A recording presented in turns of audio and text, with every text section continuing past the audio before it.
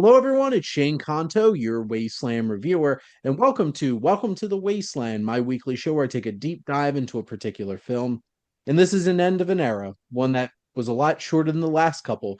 And this is my last episode for Hayao Miyazaki, which felt like it was here and it was gone. Certainly not like 80 weeks of John Ford or my soon-to-be 60 weeks of Alfred Hitchcock, but they were wonderful because he makes great cinema. But joining me to talk about The Boy and the Heron, I have a nice collection of movie friends here. So we got Nash, who's one of our contributors at SiftPop. Nash, thank you so much for coming on. Happy to be here again. We Excited. have a happy to have you back, Nash, and your letterbox hat. so, and we have a Renaissance woman who is a poet, a writer, an actor, and all kinds of other things, including a movie lover and a friend. Larissa, thank you so much for coming on. Thanks for having me again. That's only the second most obnoxious introduction I give to people, and Mike Hilty owns the number one for being our fearless leader at the SPDM Crew Podcasting Network, and also a Sip Pop contributor and podcaster, and fellow geek or nerd, could be either. Depends on which side of his podcast you want to listen to, and that is Nick. Thank you so much for coming on. Hi, everybody. Thanks for having me, Shane. Absolutely. And for those who haven't tuned into the show before, we have three segments. So we have coming attractions for the week of August 22nd. And not only is Miyazaki series ending, but when the hell did the summer end? And somebody who works in higher ed, that matters to me a lot because, oh my God, now I have to work a lot harder for the next 4 months. But we're going to be talking about coming attractions that weekend. Then we'll discuss The Boy and the Heron, and then leave you some extra recommendations to go home with. So let's get started with this coming attractions, which August is such an interesting time because it's that strange like dumping ground of the summer where it's just like there's some films that like this isn't quite a blockbuster, but like it could make some money in August, like last week with Nobody 2. Or it's a bunch of like little films that are trying to find their little slice of things before you know it's spooky season and then it's all horror movies in late September into October. But there's a lot of different smaller films with different kinds of releases going out. But Nash, which one stuck out most to you? Yeah, I am really looking forward to Splitsville, upcoming Dakota Johnson, Adria Arjona, um, Neon released movie. When that's honestly the biggest reason why I am interested in it. Hmm. Besides the fact that I saw the trailer, it looks humorous, it looks creative, but I'm kind of in Neon's bag right now, where if their name is attached to something, then I have a lot of trust that it's, if not a great movie, it's of a certain type of quality that made them interested in wanting to get the rights of it to release it. So, yeah, it looks a lot. It looks like a good amount of fun. Interesting cast. Dakota Johnson for me has like two speeds, and this seems like one of her speeds of like good movie Dakota Johnson as opposed to Madam Web Madam Dakota Web? Johnson. Yeah. But yeah, it looks interesting, and it's kind of been on my radar for a minute, honestly, because of the neon element. But yeah, I'm excited to see it. Okay. Larissa and Nick, was this one on either of your radars? No. No, not really, but I I haven't really been watching a lot of trailers of things lately, so the just hearing Nash talk about it, I wouldn't mind checking it out. I like Neon. I don't love any Neon movies, but I like them all enough that they keep bringing me back. You don't love any neon movies? I don't know. I'd have to look, but no, I I just keep thinking of Love Lies Bleeding. I did not love that movie, but I Oh, can't stop thinking about it a year and a half later. that's how they get you. I know, right? I did come very close to loving Love Lies Bleeding. That was a wild movie for sure. And it's so funny because I just watched a neon film this evening before I started some recordings. And it's a really underappreciated one that completely flew under the radar, which I may or may not be recommending at the end of the show. But I'm just talking about like they have this very specific, like they capture like contemporary filmmaking and Yeah. really push for that. Like I feel like Sean Baker's kind of like the crown jewel of neon at the Their moment. poster child for sure. especially because of Honora and everything. But I have heard about this. I've heard the buzz around it. Similar to Nick, I haven't really seen a whole lot of trailers, actually, besides horror movie trailers, because I feel like those are the only ones that I've actually been to the movies and not a press screening where they actually show trailers. But I've become a big Dakota Johnson fan between Daddio, Materialists. Daddy. Is it Am I Okay? Was the one that came out on Mhm. HBO I Max. I really Is it Am I appreciated. okay or I'm not okay? I don't remember. But yeah, I know which one you're talking about. That was a good It's a movie. similar type question. I feel like it What was was that? three Cha Cha words. Real Smooth? She was in that one That was too. a that was another really good one that came out on Apple. My friend Rod, who certainly should be listening, is smiling somewhere as he is the head of the Dakota Johnson fan club. And he is super happy that I'm really loving her work, and I'm sure this looks like it's going to be another one. Now, Palm Springs. I love Palm Springs, so they got one. Hell yeah. It's a great movie. there you go. Larissa, which one stood out to you? Honey Don't seems interesting to me for several reasons. I do love a good Coen Brothers movie, even if it's just one Coen brother. Aubrey Plaza and Chris Evans, like that's going to be an interesting pairing. Although, yeah, they haven't done anything before, have they? And I like the idea, like the premise of the film of like a Hmm. private investigator, dark comedy. Sounds like it's just going to be like really funny if it's anything like any other Coen movie. And yeah, good time. Now, Nash or Nick was Honey Don't. Oh yeah, for sure. I'm excited for this one for like all the same reasons. Like this looks right up my alley. How about you, Nash? Yeah, I mean, same. I've been a Chris Evans head for longer than I care to admit, and so honestly he might be what I'm most looking forward to. Just him flexing his muscles and the like showing why he's a good performer. Post MCU. As like a Oh, you meant charlatan those preacher. muscles. Never mind. Oh yeah. We all know that we all fell in love with Chris Evans in Fantastic Four when he wound up melting into the ice there and was in a like a makeshift hot tub. Who Just wouldn't jump into that hot tub? yes. Mm-mm. Mm. So there you go. But so my favorite filmmakers are the Coen brothers. So literally they could make anything, and I'm going to be super excited about it.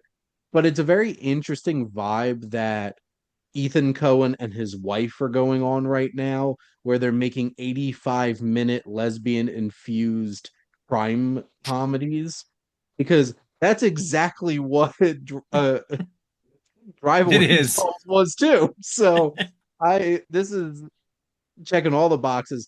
And I didn't think it could be even more than that was, but then they cast Aubrey Plaza, and I'm like, we're gonna go off the charts in terms of that vibe with her and Margaret Qualley. And yes, I do want to watch Chris Evans as a charlatan preacher because that's gonna be a hell of a lot of fun. So I'm expecting a ton of fun, just like Drive Away Dolls. And it's becoming more and more clear that Ethan's the fun one Mm.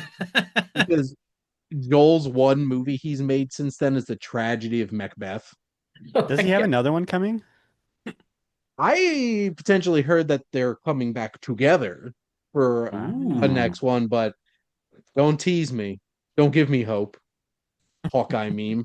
It's like I miss them together, but I will watch anything that either of them makes. But this definitely has a lot of the similar vibes to his last film, and I had a blast with that. I probably like that more than most people, but there's a lot of fun to be had in an 85-minute comedies where it's at this summer. Looking at you, the Naked Gun. Mm. And then Nick, what are you most excited for?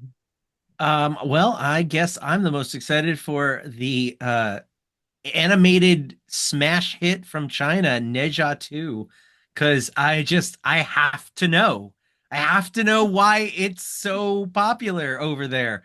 It's getting a American dub, so that's fun. Not that I wouldn't have gone to see it if it was in Chinese. I would have probably still done it, but they didn't drop it here. Or well, I know that it came out to It America. I just it it's not in my market. did and somehow made $20 million somewhere.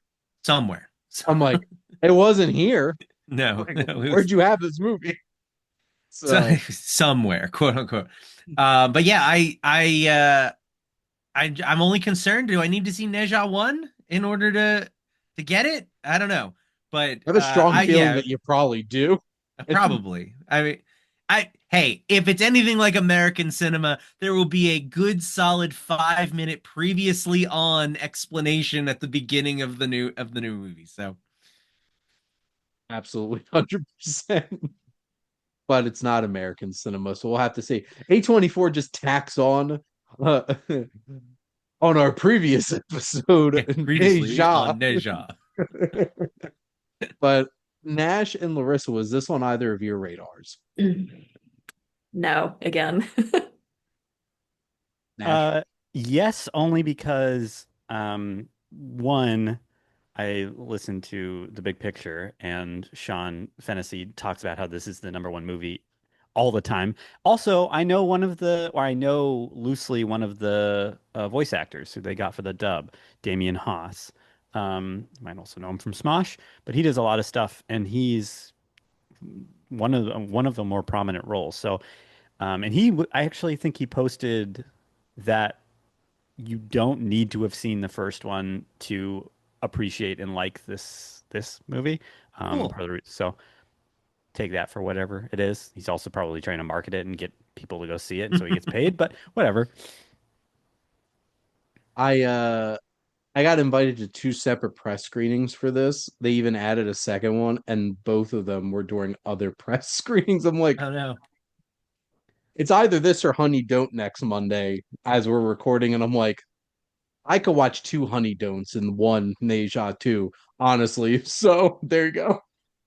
But this has been on my radar only because as both a movie lover and somebody who teaches statistics and loves numbers, I check Box Office Mojo all the time. And I'm like, what the hell is this movie that made $1.9 billion is now the highest grossing animated film of all time? So if this movie makes $100 million here at some point, it's going to crack $2 billion. Yep. And that's like four movies who've ever done that ever. So that's wild. So that piques my interest. And also, I'm getting so many ads for it right now. I'm like, where did A24 find all of this money to advertise? They definitely didn't do it for Sing Sing. No. They Mm, cashed in all that Nora Oscar money. that was Neon. Oh, never mind. It's all right. We'll fix it in post. Just edit that out, Shane. It was all the brutalist money There it that is. they won. It was that 6 minute Adrian Brody speech money that they cashed in. They were just like, talk longer. We get more money paid by the word. That's exactly right, Nick. That's exactly why we had to sit through that. So there you go. But those are coming attractions. But we're here to talk about a Hayao Miyazaki film. Is it his last one? Is it? Who's to say? Who's to say? We haven't heard that one before, but that's in my notes. So we are talking about The Boy and the Heron. This came out in 2023. So this is a very recent film. This It definitely didn't make this money here, but the box office of this was $294 million worldwide. Because I don't feel like barely anybody went to go see this in theaters in the United States, which was a shame. But we'll talk about that. The title references the Genzamboro Yoshino novel from 1937, How Do You Live? Miyazaki came out of retirement to make this film. Made a really big deal that he was retiring after The Wind Rises, only to pull a Tom Brady, or Brett Favre, or any other football player references that I could come up with to come out of retirement. Michael Jordan. Michael Jordan twice, maybe. Daniel So, Day-Lewis? hey, if your son is like, Dad, can you be in my movie? What's a dad supposed to do? Say no? Son, I'm a Yeah, you cobbler make him now. earn that. Son, I'm a cobbler now. I can't come out of retirement and star in your movie. I mean, if anyone were to abandon his boy, it would be this guy. Come on. Damn. I that was an A+ reference there. Which that film's apparently coming out in October. So I am very excited about that from Ronan Day Lewis. So, but this film began storyboarding in 2016. This was a 7-year production that it took for them to make The Boy and the Heron. So no, he didn't just retire for like how many odd years and be like, you know what, I'm gonna come out of retirement. No, he came out of retirement after like 3 years and then had been working on this movie for 7 years. Um, there was some serious COVID delays, obviously, because between 2016 and 2023, there's a whole pandemic thrown in there. Um, this is the best part. Streaming deals for Studio Ghibli films paid for a big budget, much of the budget on this film. So when they started getting streaming deals with like HBO Max and stuff like that, that's what paid for Boy and the Heron. So if you watch it on HBO Max, you're making dreams come true. So there you go. This was the most expensive film ever produced in Japan. You would think so after 7 years of production. So it draws heavily from Miyazaki's own childhood. So that was something it was drawing upon here. This is the fifth highest grossing film in the history of Japanese cinema. I can guarantee you, like, the four other ones are all probably Miyazaki films too. On top of that, this won Best Animated Feature at the Academy Awards, the BAFTA Awards, the Golden Globe Awards, and the Japanese Film Academy. So it did sweep things up, which I feel like this was a contentious Oscar because a lot of people wanted Spider-Verse to win that one. I'm gonna not bury the lead here. I was one of the Boy in the Heron camp and was very excited when this actually won the award. I was so Um, mad because I wanted Boy and the Heron to win, and I put Spider-Verse in my Oscar poll because I thought, no, they're never going to give it to the one that actually deserves the win. and then boom. Yeah. And then Nick betted wrong. Hmm. So Irish author Don Connolly's The Book of Lost Things was the basis for the framework of the story. Edogawa Rampo's Ghost Tower inspired the film with the specific tower that teleports our characters into the wild fantasy world of killer parakeets. And if you think that's weird and haven't watched this movie yet, just you wait. Um, Only completed animation 1 minute per month. Wow. Miyazaki really took his time for a decent chunk of this at some points during the production of this film. Miyazaki provided less overview this time compared to any of his previous films. He let the other animators, which there was like 60 of them, work on this. And a fun last note, Miyazaki wanted to adapt Earwig and the Witch, but wound up continuing to work on this one and threw it to his son Goro to direct, who made the worst Studio Ghibli film by a country mile. Would not watch that movie, would not recommend, and the 3D animation is garish at best. Talk about abandoning your boy. Nick, if you don't squeeze one more of those into this episode, I'll Rule be of threes, disappointed. baby. I'll figure it out. We will figure it out. But that's all the notes that I had. But as I pull up IMDb for here, I do want to reiterate, don't watch Earwig and the Witch because it's pretty bad. It was very disappointing. It had no ending. It felt like it was a pilot to a TV show that's just like, well, you're not going to get the rest of the story. I'm like, then why'd I sit here for an hour and 20 minutes and watch this movie? Luckily, it was an hour and 20 minutes. But this film, the synopsis here is: in the wake of his mother's death and his father's remarriage, a headstrong boy ventures into a dreamlike world shared by the living and the dead in search of his missing stepmother, who also was his aunt. Dad's been doing some interesting things here, but we'll get into that saucy He's got a drama. type. Specifically this family. But Nash, I'll let you get started. We'll go around the horn, just give our general thoughts on the film. Um, well, I feel disgusting with what I'm about to say as the man sitting in a letterboxd hat. This was my first Ghibli, Ghibli, Ghibli Oh, movie. So I think it's interesting that this is the first one I've seen. I kind of thought it was like a master stroke. I was kind of blown away. Like I had been, I mean, I'm around movies all the time, so I've like heard and seen clips from other movies. Uh, and it's still, I don't think I could have been prepared for not only like the visual style, how the score works in the movie, and then themes that is are at play. And then not only that, it feels like a very adult movie almost. Like it feels like a movie that's like the target audience is grown humans as opposed to children. So I would say that I think that it's masterful. Since I've watched it last week, I have now also watched Spirited Away because I'm like, this is gross. I can't not have seen at least one more of these. And now I have a whole schedule built of when I'm going to see the rest of his movies because I mean, both of those movies were great. So yeah, just kind of like generally thought it was pretty incredible. Kind of floored me, confused me, but in a good way. So yeah.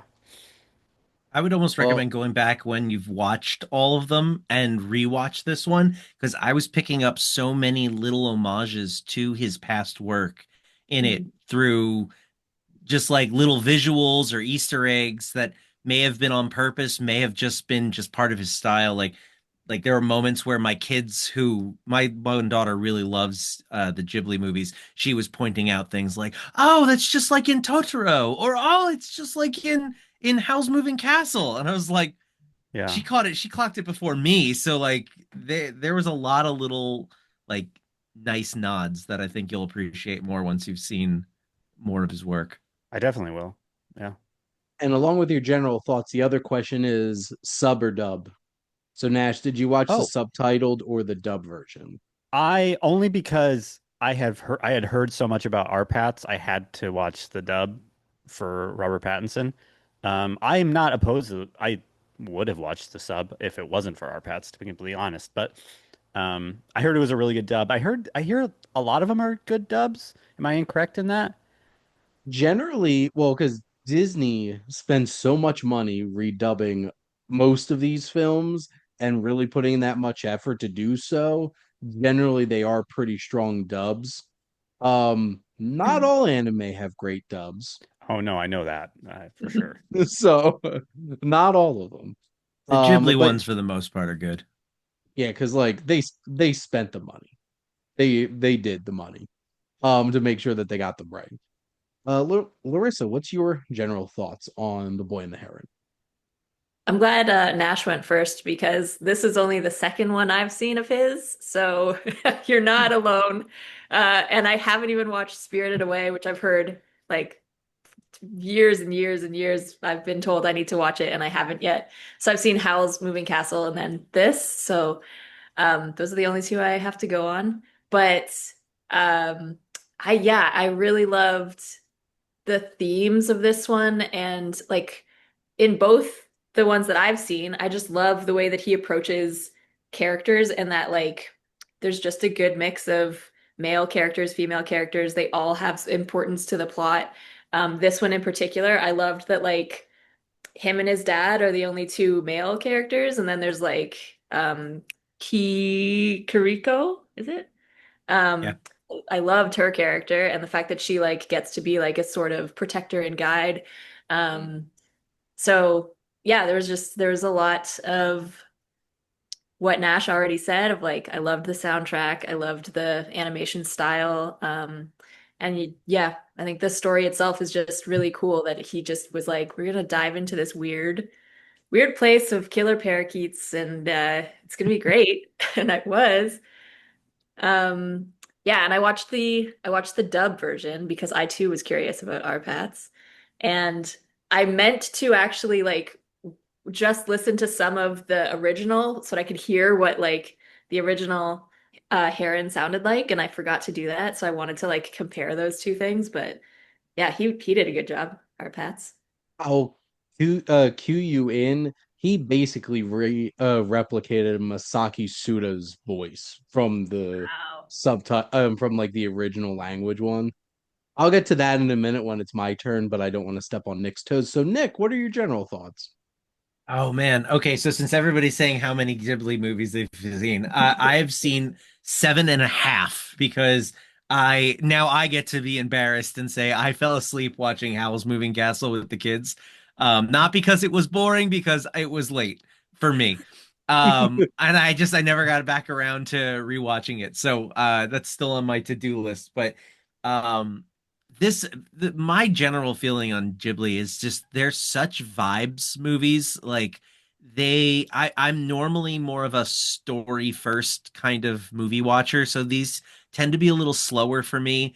But they're almost always made up for that lack of story, or at least that lack of normal story structure that I'm used to, with the animation and the music. And this one, I think, is by far one of his most beautiful scores in any of the movies that he's done. Like, this was also my pick for best score at the Oscars that year, because just I must have listened to this one like 100 times. And even after watching it the other day, I'm like, the last like 2 days I've just been like doo-doo, doo-doo. Like, it's just, I love it. It's such a good musical composition, and then the animation is just like, this is him firing on all cylinders. Like, just the way he does the fire, like that opening scene that's just so frenetic. I just immediately am sucked into this just chaotic world, and then it suddenly goes peaceful, and then it's all over the place from there on out. And then he's got tons of great homages to his other work. So like, I really just, it was more of like feeling it out. Like, my wife is like, so how did the rest of the movie end? Because she left halfway through. And I was like explaining it to her, and she's like, well, so then what was it really about? Because this is confusing. I'm just like, honestly, I don't know. Like, I couldn't tell you what this movie is about, but like, you have to experience it. And so, and Nick, did you watch subbed or Oh, dubbed? I watched the dub. Yeah, I'm too lazy to. Normally I'll watch any other subs, but like, the dub for the Ghibli's is just, it's always that's always the way I go. It's hard to deny the Robert Pattinson performance and then also getting Mark Hamill and Batista in this. Hmm. Batista as giant parakeet man was excellent.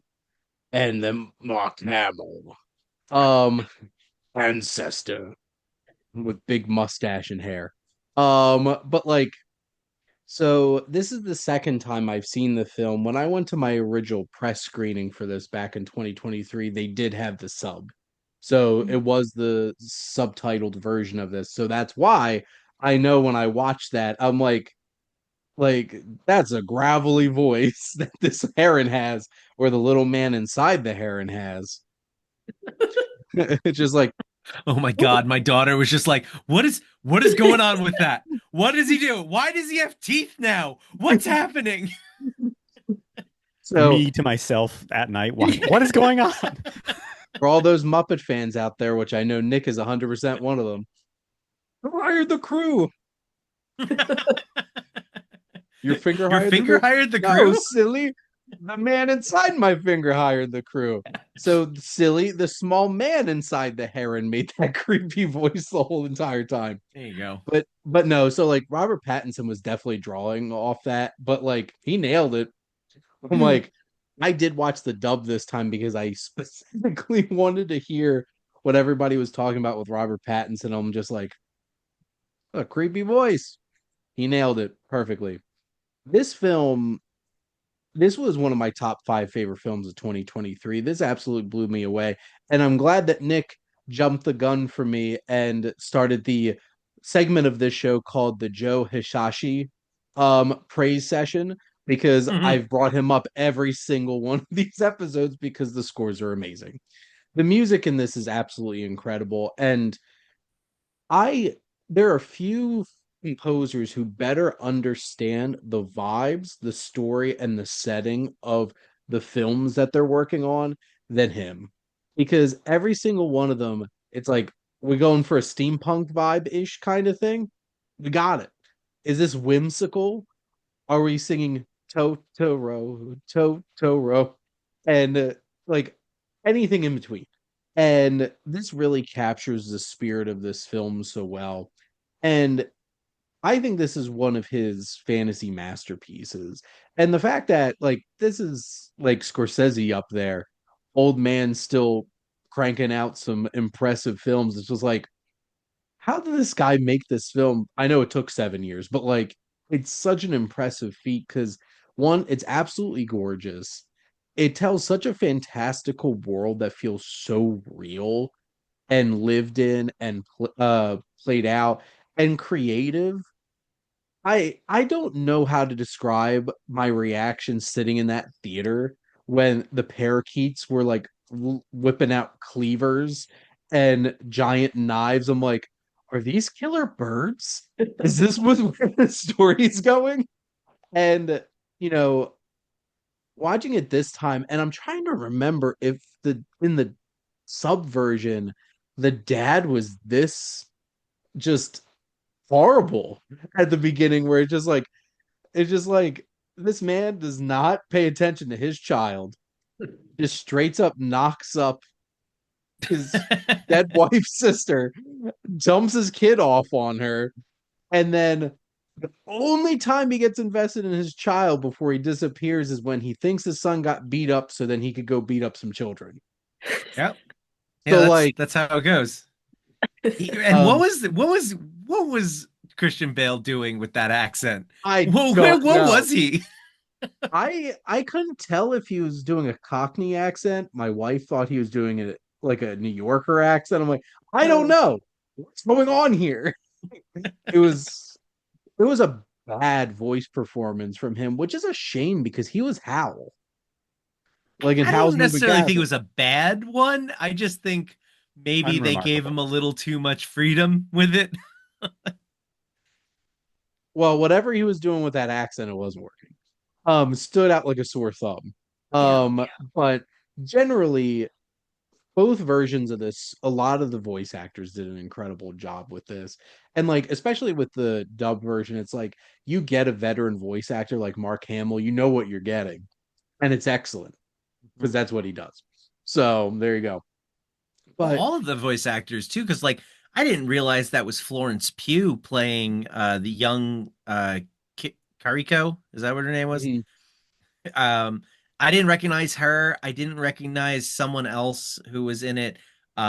Just I couldn't believe, and I absolutely didn't recognize Robert Pattinson. So like there were Willem Dafoe. I didn't recognize yep. his voice as the dying pelican. So like everyone is really doing a voice here where it's like Mhm. you didn't even need to. Like you're a big enough name. You could have just walked in, said your lines as you normally do, and walked out. But like they're all really giving it their all with this one, and like and that is a Ghibli staple. Like you always get some kind of interesting performance out of these American dub actors whenever Disney puts them together. Well, and I just want to point out that four of these actors are going to have the Parakeet King and then Parakeet, Parakeet, Parakeet on their IMDb's for forever. Because Dave Hmm. Bautista is indeed the Parakeet King. He is a swole parakeet who's not going to take no lip from nobody. But Mamoudou Athie, Tony Revolori, and Dan Stevens Yep, were I all saw that. parakeets. Like what? It's all like parakeets. Couldn't tell you which parakeet they were because they were good voice performances. I was just like, oh man, they're all doing characters. I love Dan Stevens and all of the stuff that he does. His accent and performance in Abigail was so excellent. And I don't know if I can ever not laugh my ass off anytime I hear those are effing onions. If you've seen the movie, you know. Um, but this story, and I think it's so powerful because like I think Nick, you brought up like how visceral and intense this opening scene is. And what's interesting, Nash, because you mentioned like this is made for human adults. No, this isn't. this is supposed to be for children, Yeah, which I is mean, this is very Watership Downy in the fact that I'm watching it with my kids and my wife, and she's like, "Is this okay for them?" And I'm just like, "It's like when we were growing up in the '80s and we were watching things a little above our pay I grade. watched The They'll be Secret of fine." Nim. As Secret of Nim was intense. Yeah, right. Um, it's like murderous rats and everything. But like, not to point out what you said, Nash, but it's so interesting because watching any Miyazaki film that's geared towards children just opens up a door to like how different society is Yeah. when it comes to like American audiences when it comes to children, and you have to have kid pacing. Like the second act downfall into the third act has to last about 30 seconds or things are going to go awry. But like something like this, which is so fluid in its story, there it doesn't feel like you have like a traditional three-act structure in a lot of his films. And also, it's not kid pacing. It takes its time and tells its story, which is also why, which I will admit to something embarrassing. My brother's a humongous anime fan, and he had been trying to get me into anime for years. And I remember sitting down trying to watch one of the Ghost in the Shell sequels Mhm. with him, not the original one of the sequels, and I fell asleep on three, three separate occasions trying to watch the movie with him. And there's sometimes it's like there's just this feeling of like the music and the pacing is so like calming in a lot of these Yes. animes, and it's just like I better not be in my recliner. I'm getting lulled to sleep because I fall asleep basically anywhere. I, Um, I'll be I'll be the next person to embarrass himself. I fell asleep during this movie in the theater. Uh, I woke up when the little white guys were floating away in the fire. Like, I was just like, "Oh, what did I miss? What did I miss?" Like, what's just going on the here? sound, the song, the music, the just it was so calming and peaceful, and the lack of dialogue at times, it just lulled me to sleep. And it was like 11 o'clock at night, and I'm old, I'm infirm. I can't stay up late anymore. I don't know what I did, but it Which is funny happens. because my press screening for this was at 11 a.m. because that's what Oh, they usually do for kids movies is have them on at 11 a.m. on a Saturday. And but like this film, I love at the core of this, it's really about a child processing the loss of his mother and opening him up to a new family and new love and has to go through this whole entire journey to appreciate his stepmom, which I don't know if any of you have had stepmothers. My dad's been married 6 times. So I've had some. And it's a very interesting kind of complex dynamic. And, some of them begrudge the fact that like they have to watch their new husband's kids. Because I've had those. And then now I have a stepmom who tries to act like they're my mother. And I'm like, no, I already have one. And she's not giving that up. My mom's an Italian American from New Jersey. Like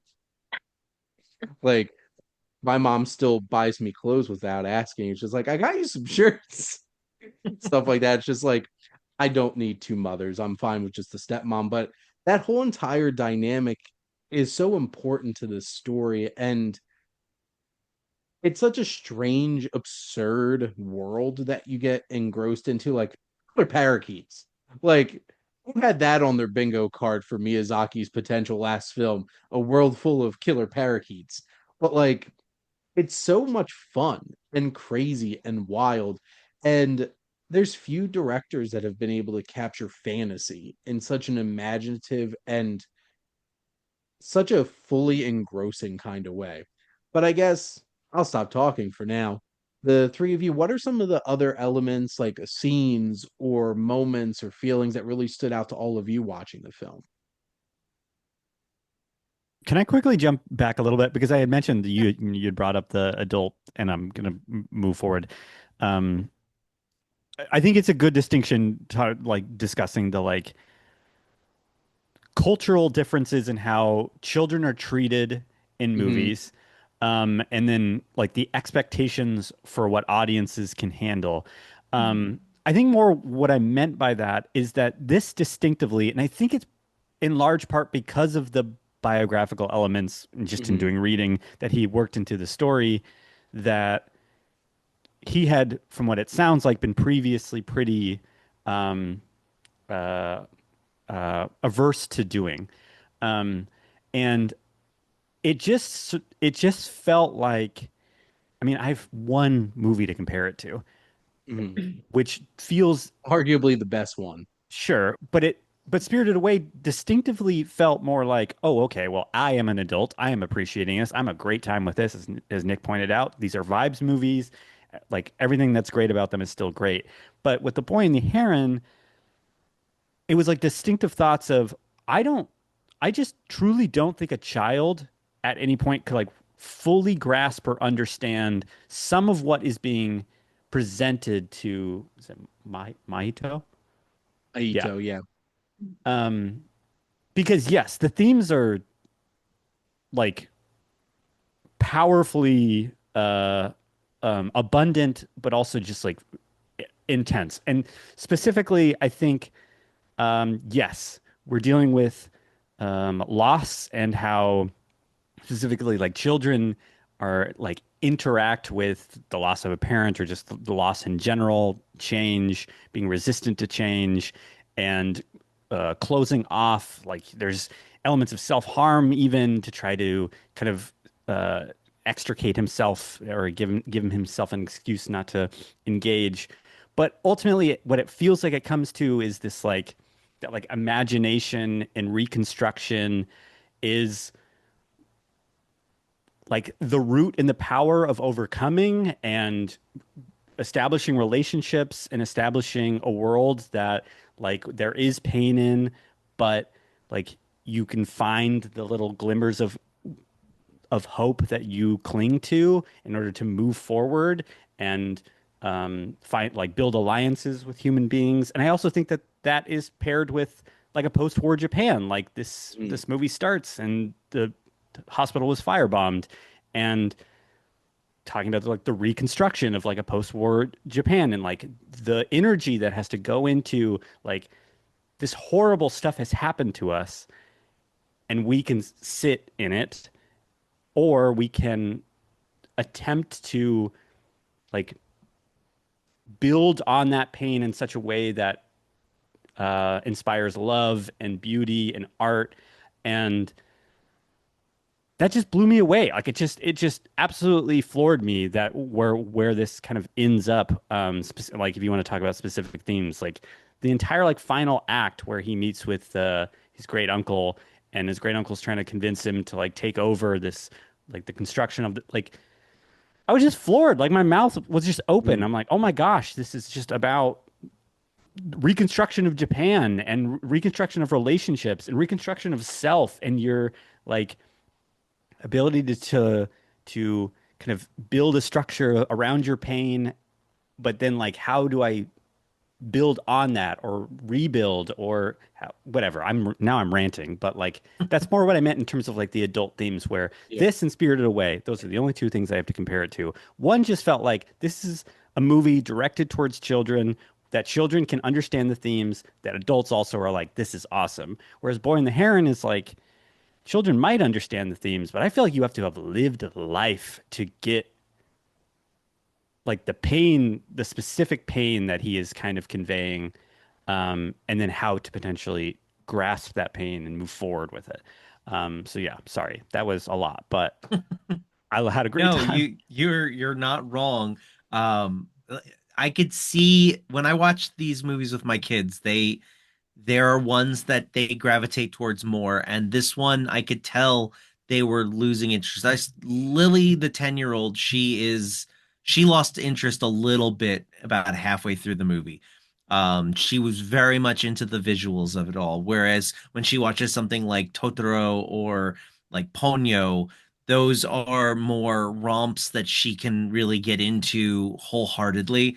Um, so you're not off base with that. I think what makes this movie great is that she appreciates this one for what it is on the surface, but then she'll be able to revisit it as she gets older. Whereas like she may leave something like Totoro behind eventually, but she will probably come into this one and really take this one on into adulthood.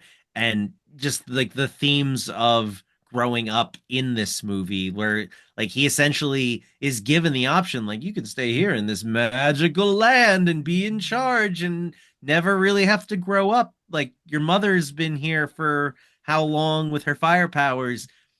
Like, it's just fantastical, and he's presented with this stay here, get to live with my mother and just live in this fantasy world. But he in the end decides, no, I have to grow up. The past is the past. I need to leave it behind. And just understanding those ideas about life is just, I think that's something that my kids can take into, as I really wish I could have seen this as a kid, just so I can understand what growing up with this movie would have been like. Well, and I think it's an interesting trick that Miyazaki pulled with his supposedly last film to make a bridge. Because this really does feel like that kind of film that could reinforce your point, Nash, that like as a child, and to Nick, what you're pointing out with your own children, it's like there's stuff to enjoy as a child. This will grow and evolve through growing up and watching this film. And as a 33-year-old who loves Ponyo and My Neighbor Totoro and will never let them go, it is true. Those are and Kiki. They're like their own little section over here that they're like the joyous little vibe movies that barely have a plot, but they're fun creatures and stuff like that. And then you have stuff like this and Nausicaa and Castle in the Sky and Spirited Away, which is like the crown jewel of Miyazaki's career of being able to expand into that fantasy. But yeah, there's a lot of heavy elements to this, and the whole entire thing about legacy that this film gets into when he meets his grand uncle and basically is like, no, Willy Wonka, I'll not run your chocolate factory. I need to go home at the end of the movie. But this is going to be a film that as a child you'll grow up with and enjoy on one level and then be able to grow into a whole new appreciation and then lead right into Princess Mononoke when you're old enough and won't be traumatized by watching that because you should not watch that as a child. I watched that when I was like 37 and it traumatized me. What are you talking about, Shane? I told this story multiple times, especially on my Princess Mononoke episode. I walked into my neighbor watching that when I was a child, and that infected boar was burned into my Oh brain. no.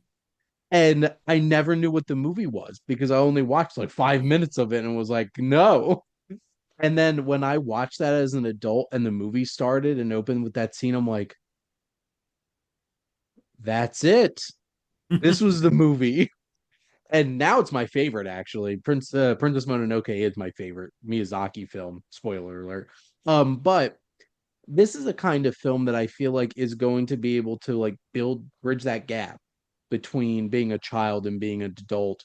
And then you can watch Princess Mononoke when you're a full-fledged adult because limbs are flying within 10 minutes of that movie starting. So, not for children. But also, this film starts off with the sprinkling of the motif of war. Because if it's the environment and war, it's a Miyazaki film. And that whole entire haunting sequence at the beginning of the film, and just the way that they animated like the smoke and the rushing through and this blur was so creative and interesting and dynamic. But I guess, Larissa, what were some of the other things that might have stood out to you about the film? Think something interesting to me, kind of going off of what we've already been talking about, is like just the idea that it just like in terms of for kids and not for kids, there's kids who have not necessarily had this much trauma in their life, but like they have gone through stuff. And so like them having a movie like this is really cool for them to be like, oh, like he's working through his, I can work through mine. So I think it is really cool that we are like approaching um like big themes for still for kids. Something else that was interesting to me was I was like, I don't have that much experience with anime. Like I have basically seen it from afar. So I don't have a very good idea of like Japanese storytelling. And so I was really curious if this is just like a different culture's way of telling stories. And that's really interesting to me as well, where there's just like they have different focuses than we do, where we're like, oh, stuff needs to happen for it to be interesting. And it's like not in any particular order though, really. Like it can just be whatever. So that was something I really enjoyed, was just like it just takes those moments to be like, we're just in this moment because it's an important Mhm. moment and it doesn't matter if it's like plot driven or not. Um, and then the big thing for me was just him and his mom as a child, like getting to interact in that space was a really cool, like I've only seen a couple other stories where like people kind of explore that of like my parent has passed away and I can't talk to them and how I knew them, but like how could I talk to them in this other kind of like version of themselves is just a really cool idea. And their relationship that they formed of like she, I think was anytime I'm remembering scenes that they were in was like always like coming to save him and protecting him and like just this really cool relationship that existed there. So I think those were like some of my favorite things that were about this one.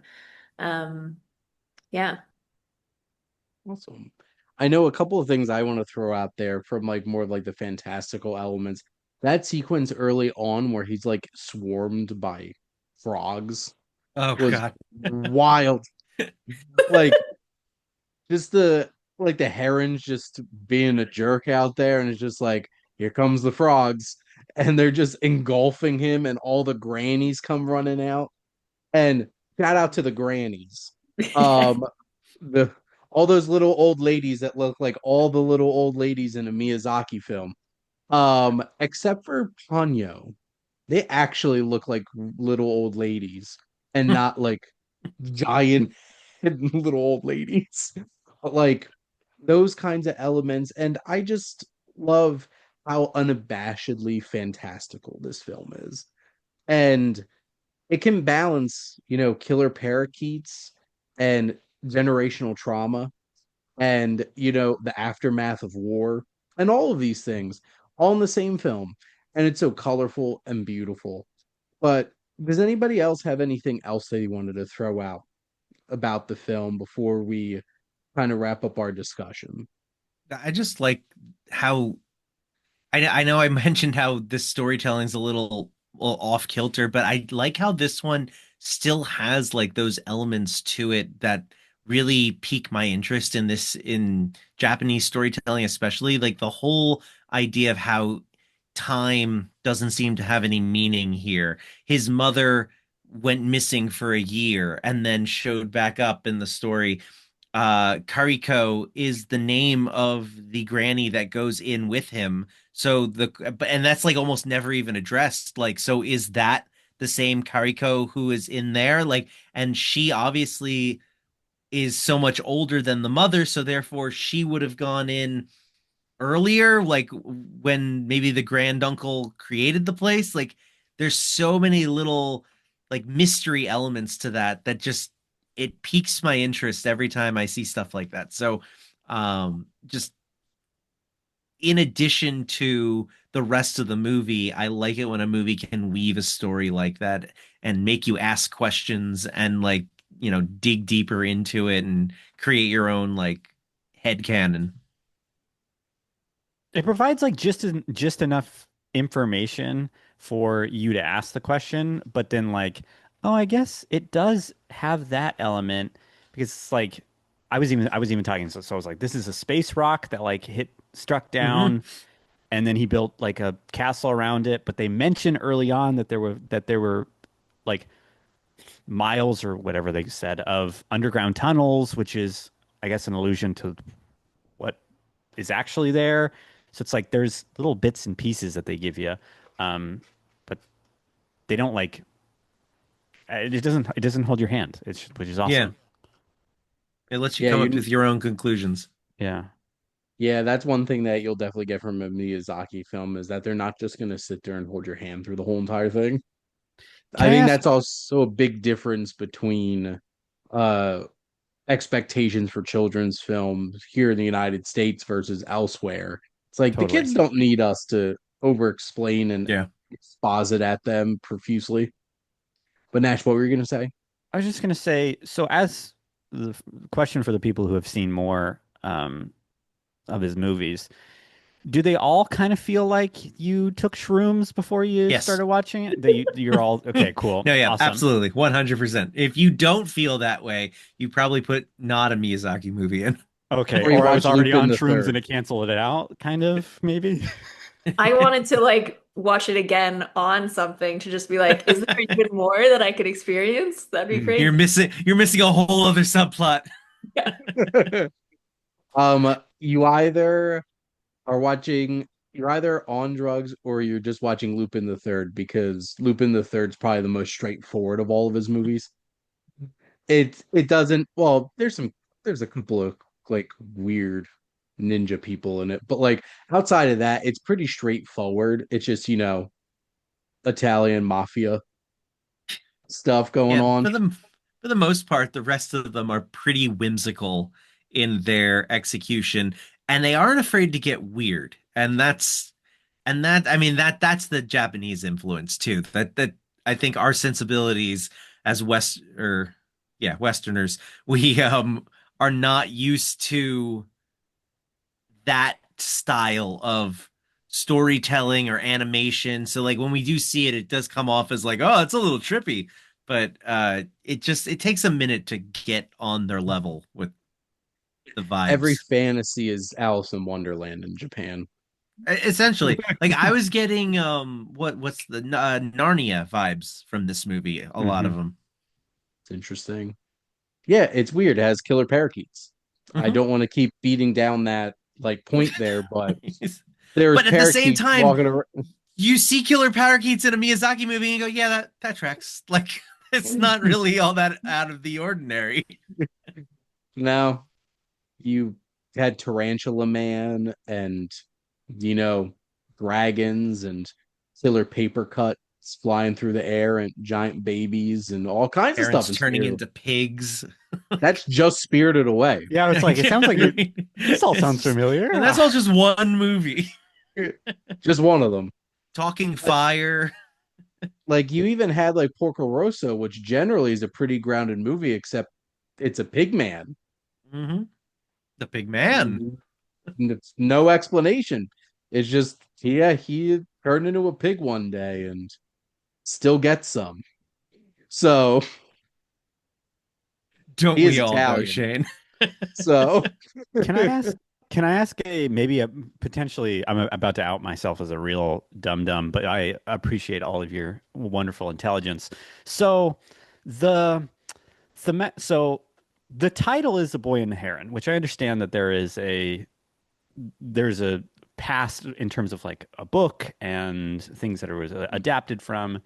But I was kind of like, why is the heron in the title? Like, I understand that the heron is kind of the second, but like, besides just being a creepy man inside a heron and then ultimately a guide, was w- can I pick your brains on like the where the heron's kind heron of fits in so a, significantly.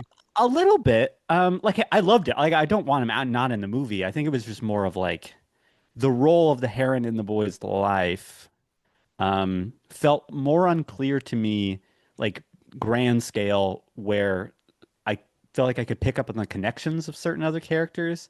I don't So know. I have a retort. Batman and Robin. How important is Robin in Batman and Robin? Is Okay, really sure. not. That's the title. Well, the But no, internet tells me that a heron symbolizes patience, grace, self-reliance, and spiritual connection. So, Okay. my guess is he's perhaps just simply that, the spiritual guide to this weird world. And he does a pretty decent impression of Mahito's mother. So, like, save me. Like, All I don't right, know. sold. I think I should have just Googled it. It sounds great. Why is a heron in this movie?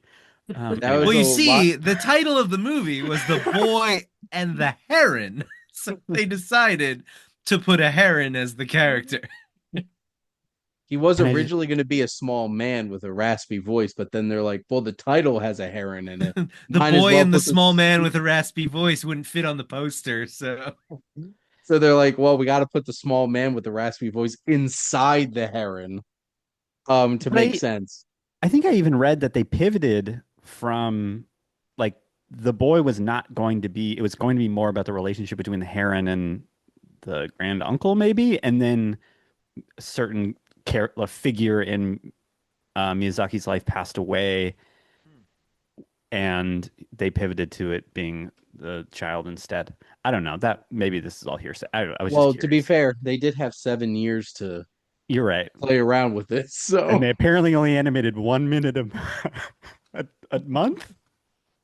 for a stretch there, like Okay, because I was like, things, I did the math. That seems impossible. But this movie hasn't come out yet. What are we talking about? But no, Nick, thank you for your insightful explanation thank after you. my attempt at humor. So there oh, you mine was full-throatedly attempted humor also. go. I somehow accidentally into sounding smart. I don't know how I did that. Don't tell There Mike. you go. Hopefully he's watching, but if he's not, then I won't tell. All right, So good. Because we at Geeks Speak Louder Than Nerds abhor research of any kind. So just don't let him know. don't let him know. Any closing thoughts or anything before we head into our recommendations? Go watch it. It was good. Yes, go watch it. And this is like I wrap up each of the discussions. So it's over. I've watched all of the Miyazaki films, the feature length ones, which he has 12. And this is my number five, right behind Ponyo, Totoro, Spirited Away, and Princess Mononoke. And right above Howl's Moving Castle, which I do know I have a few friends who that's their favorite. So don't get mad at me, Adam. But coming up on my talk show, Wasteland Talks, I will be having an episode of All Time Greats with my buddy Joe, who is a big animation fan, to discuss why Hayao Miyazaki is one of the greatest filmmakers of all time. And my wife Jess and I will be doing a ranking of the Miyazaki films. So stay tuned for a couple episodes of that coming up because we love shameless plugs here. And next week, Jess and I are going to be talking about Honey Don't, the new Ethan Coen film. And then Jess will also be my first guest for my 60 weeks of Alfred Hitchcock as we dive into his first film, which is Always Tell Your Wife, which I also thought was Hmm. fitting that I'm recording with my wife. That So was. there you go. I see what you did there. But let's get into some recommendations. So besides The Boy and the Heron, here's some other films you could check out.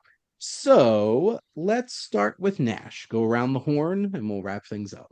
Okay, I'm going to cheat for 1 second just because I didn't get a chance. Larissa, have you seen Petite Maman? No. It's from Celine Sciamma, who directed Portrait of a Lady on Fire. That specific theme that you were talking about, where like Hito was having that conversation with a younger version of his mom. That Petite Maman does something similar, and I would recommend it to you if you like that theme. So a little pre-rec. In terms of recommendation of something I've seen recently, I'm just going to shout out Sorry Baby. It's a very independent, like comedy drama, written, directed, and starring in a debut everything, Eva Victor. Um, it is probably like I know myself. It's probably gonna be my top two, top three favorite movies of the year. I love movies like this. It's pretty small, but it is packs a hell of a punch. You can be crying passionately and then minutes later laughing because of how cleverly and intelligently it is written and how it portrays certain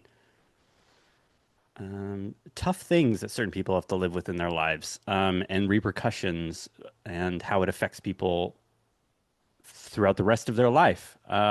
It's just a beautiful story.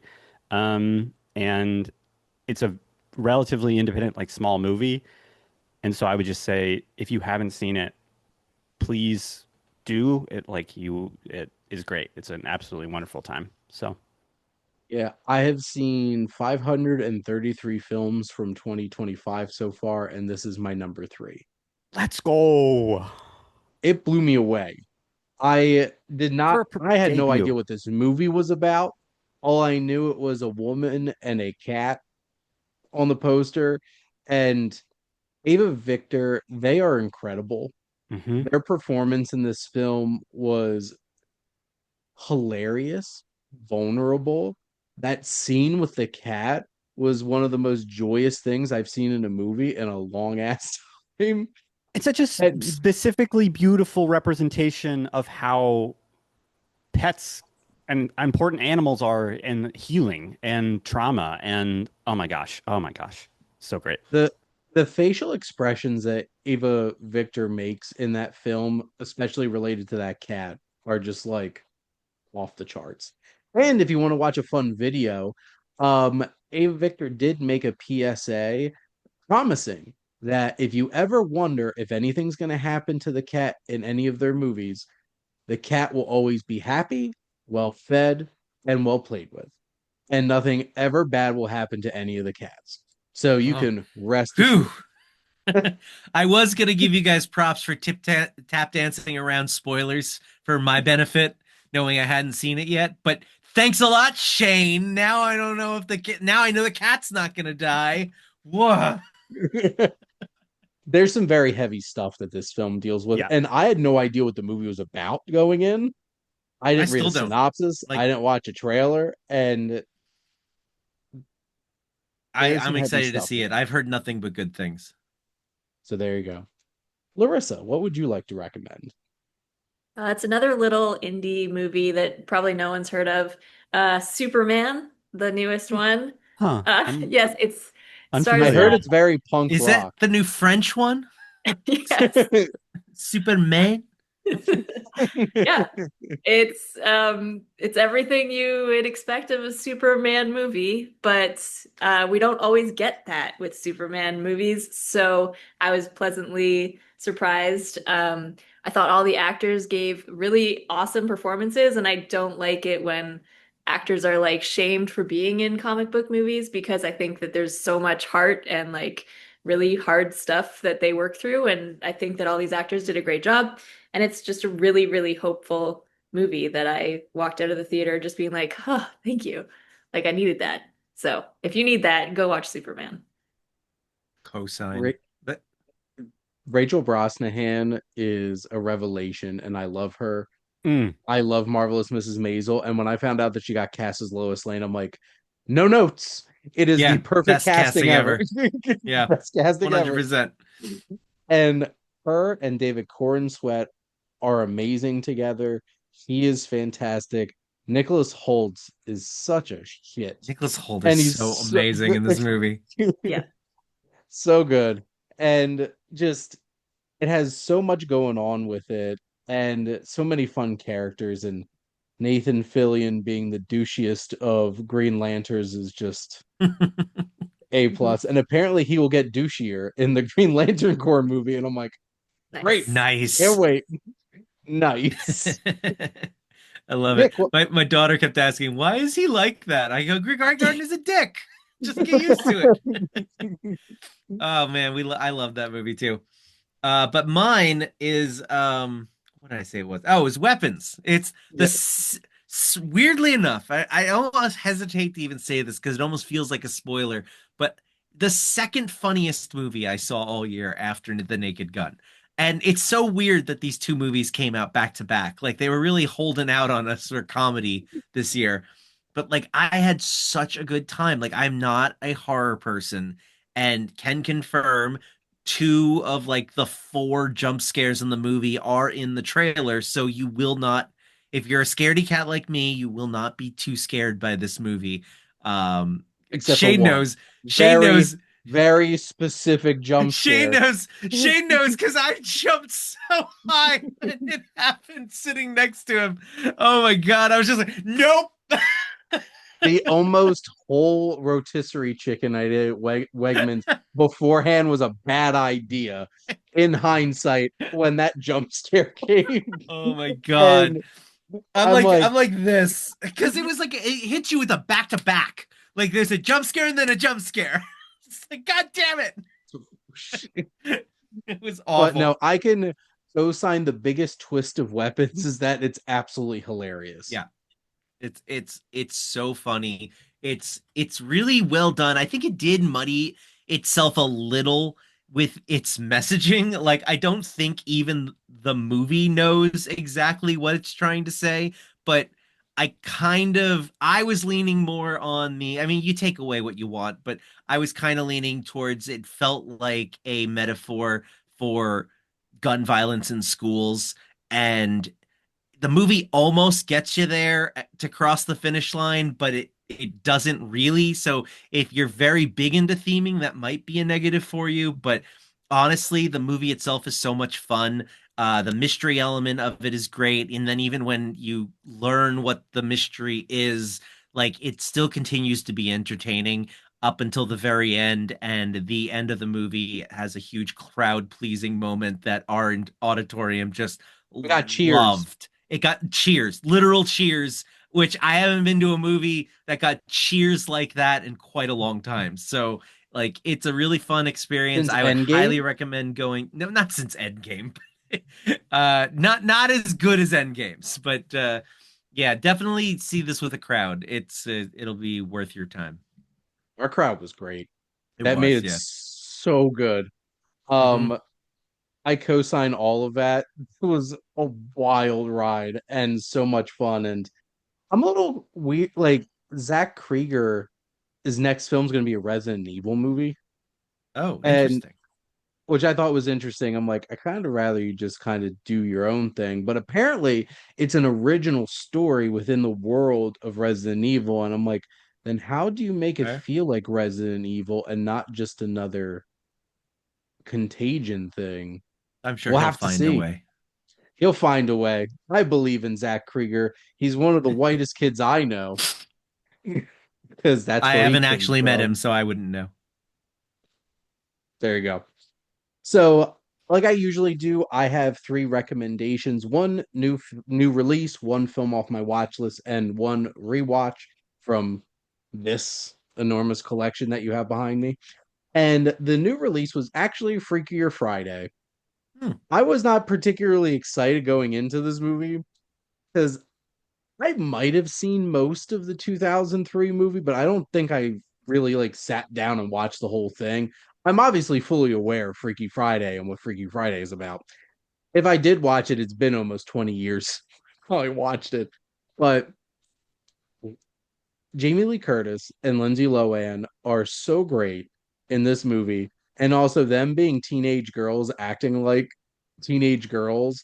And I have to give Jamie Lee Curtis so much credit for making fun of herself so badly by being like all it's like where did my lips go and all of that kind of stuff. Um the daughter, that young actress carries the emotional brunt of this movie. Hmm. And I was so impressed by a couple of scenes that she did because it's, was it Anna, Lindsay Lohan's character in like being her, and then Manny Jacinto, Mm, aka of mm. The Good Place and Acolyte. There's He's in one this. sequence in this movie where he is so ripped and dancing Mm. to Dirty Dancing, and I'm just like, I This swooned. got this got every I swear that has to get every single like preteen teenage girl that watched the original one who are now are complete adults and got them. Which is like this is what they came for. And it was a fun story. I think it did a fun job of like balancing the four of them and expanding upon the idea.